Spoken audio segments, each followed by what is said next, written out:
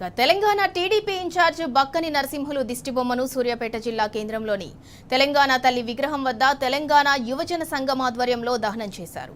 తెలంగాణ అస్తిత్వాన్ని దెబ్బతీసే విధంగా నిన్న మంగళగిరిలో జరిగిన టీడీపీ జాతీయ మహానాడులో ఆయన మాట్లాడిన వ్యాఖ్యలపై తెలంగాణ సమాజం భగ్గుమంటోంది.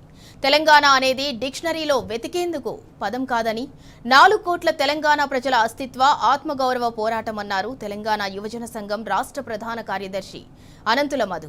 తెలంగాణ చరిత్ర చదవకుండా తెలంగాణ అస్తిత్వంపై దాడి చేస్తే సహించేది లేదని హెచ్చరించారు. నరసింహులు వెంటనే తెలంగాణ ప్రజలకు క్షమాపణలు చెప్పాలని, లేకపోతే తెలంగాణ ప్రజలే తగిన బుద్ధి చెబుతారని ఫైర్ అయ్యారు మధు.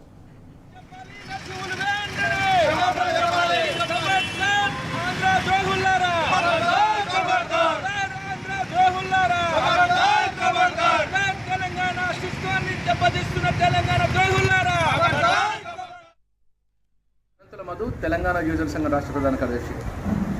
టీడీపీ జాతీయ మహానాడు సందర్భంగా మంగళగిరిలో జరిగిన జాతీయ మహానాడులో తెలంగాణ టీడీపీ రాష్ట్ర మాజీ అధ్యక్షుడు ప్రస్తుత ఇన్ఛార్జ్ పొలిట్ బ్యూరో సభ్యుడైన బక్కాని నరసింహులు మాట్లాడుతూ తెలంగాణ అస్తిత్వాన్ని దెబ్బతీసే విధంగా మాట్లాడారు. తెలంగాణ అనే పదం ఏ డిక్షనరీ లేదంటూ ఆంధ్రుల దగ్గర మాట్లాడి తెలంగాణ అస్తిత్వాన్ని దెబ్బతీసే ప్రకటన చేసిన నరసింహులు వెంటనే తెలంగాణ ప్రజలకు క్షమాపణ చెప్పాలని తెలంగాణ యువజన సంఘం డిమాండ్ చేస్తుంది. తెల్లాపూర్ శాసనంలోనే స్పష్టంగా తెలంగాణ గురించి ప్రకటన చేయడం జరిగింది. నువ్వు చరిత్ర తెలవకుండా తెలంగాణ ప్రజల అస్తిత్వంపై అధ్యయనం చేయకుండా కేవలం సీమాంధ్ర నాయకుల మోచేతి నీళ్ళు తాగేందుకు నీ ఇష్టం వచ్చినట్టు మాట్లాడితే ఖబర్దార్ బిడ్డ, తెలంగాణ ప్రజలు తగిన గుణపాఠం చెప్తారు.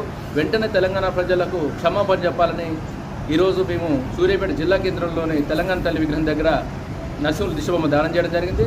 ఈరోజు సాయంత్రం వరకు నరసింహులు గారు తెలంగాణ ప్రజలకు క్షమాపణ చెప్పాలని, లేడీ తెలంగాణలోని టీడీపీ ఆఫీసులను తెలంగాణ ప్రజలందరూ ముట్టడిస్తారని ఈ సందర్భంగా హెచ్చరిస్తున్నాం.